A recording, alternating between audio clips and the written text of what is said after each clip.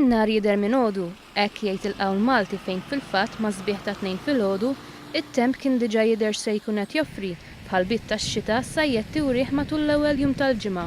Iżda kien għall-ħabta ta' 8 ta' filgħaxija meta l-Protezzjoni Ċivili bdew jirċievu ruxmata telefonati tal-biet għall-għajnuna. Dan wara li ġie rrapportat li tromba tal-arja laqtet l-inħawi tan-Naxxar u l-Mosta.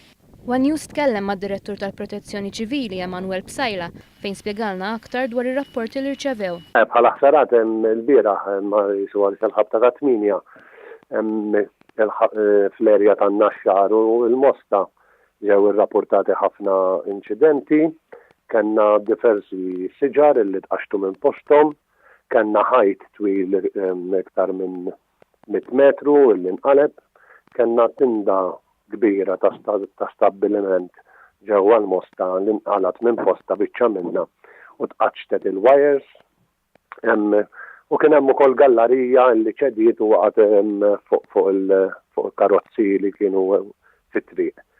Kellna wkoll ferja oħra, siġar oħra li ġew imqaċtin u kif ukoll xi jarbli. Meta mistoqsi dwar seta' kkawża din il-ħerba, Bsajla spjegalna kif mir-rapporti li rċevew għalulhom li kienet tromba li kkawżat dan kollu, b'mod partikolari fiż-żona tal-Mosta u n-Naxxar.